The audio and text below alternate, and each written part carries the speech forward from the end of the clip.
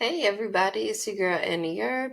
I am here with Maximum Blackness with our mental health discussions, and remember, it's every Tuesday at 9 p.m. I'm sorry this video is delayed, but we didn't want to leave you with nothing. We got to keep y'all max to the black. So this is our mental health discussions tonight.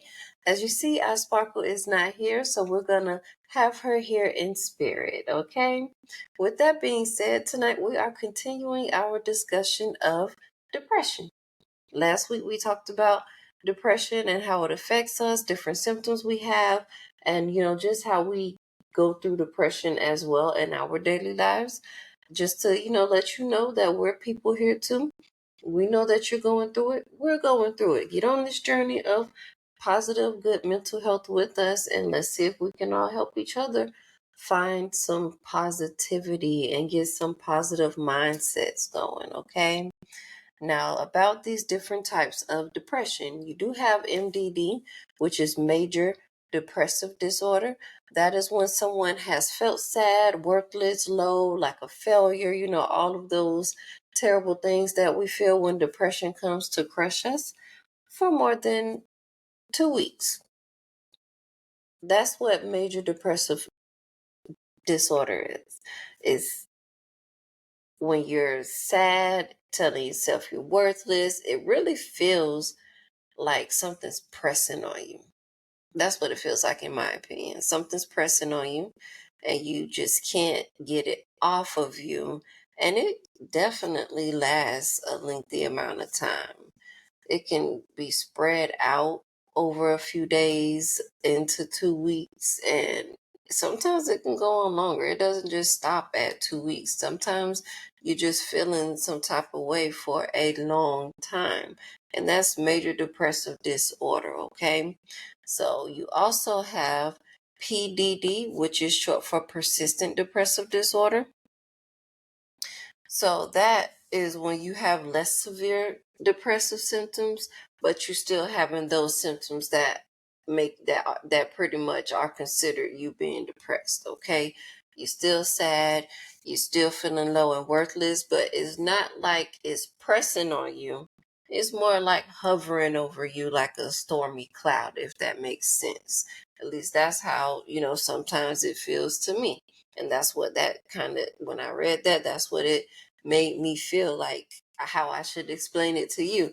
It's not like the major depressive disorder when it's pressing on you, but it's hovering over you. It's a rainy cloud.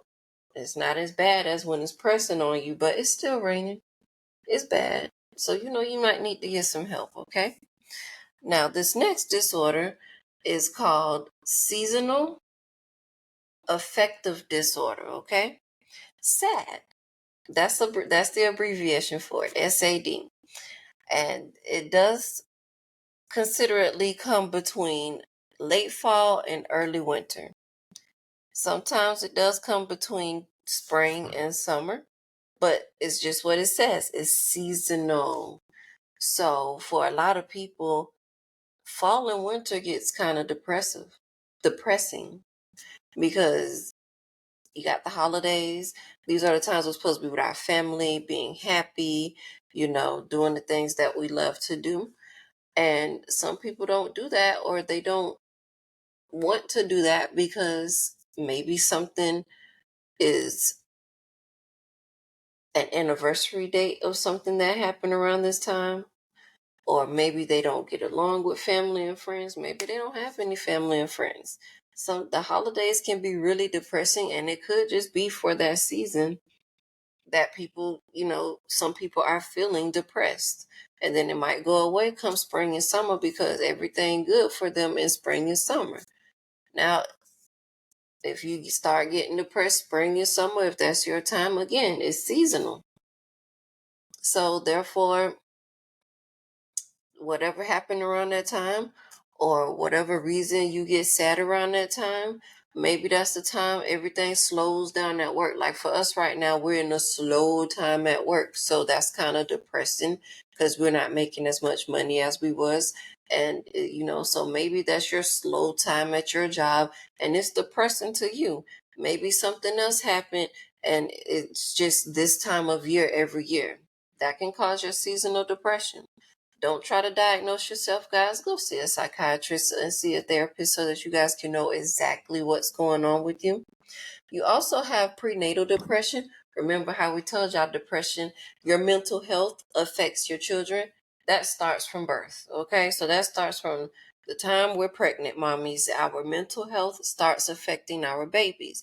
And this perinatal depression, sorry, I was saying it wrong. It does occur either during pregnancy or after childbirth, okay? So therefore, we need to be more mindful of who we have around us in these times. We need to be more mindful of our support systems. We have to put stuff in place for us to make sure that we are good so that we're good for those babies. Like, we can't take care of our kids properly if we're not taking care of ourselves properly, okay?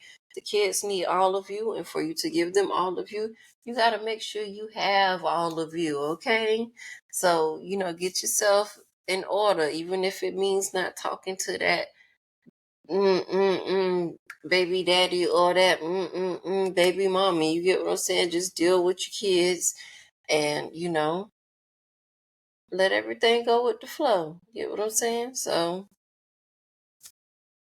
sometimes you got to cut people out your life is all I'm saying, no matter who that is, to make it a healthier environment for you, okay? Now, not lastly, I apologize, you got two more. You have premenstrual dysphoric disorder. So that is what they consider PMS. And pretty much it occurs in the weeks of menstruation for women. So a lot of women probably don't understand that. I think a lot of women might think it's a joke when people say PMS, because a lot of women don't know that they're going through PMS when those weeks occur.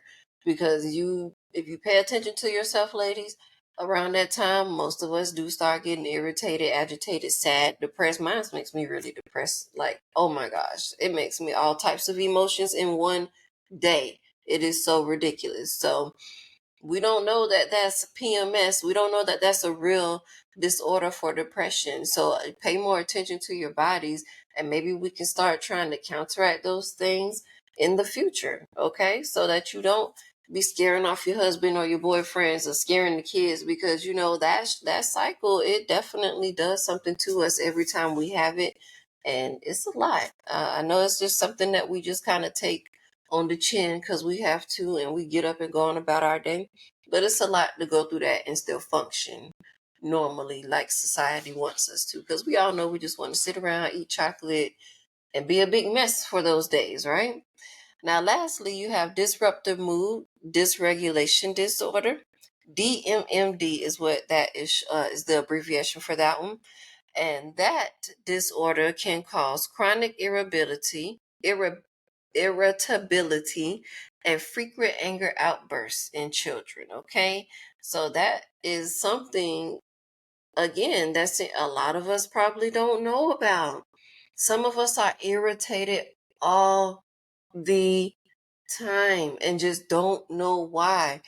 Maybe that could be you. Sometimes, because I'm telling you, I know. I've been there. So you just irritated and you just can't figure out why. You just don't know why. And it's not just one day.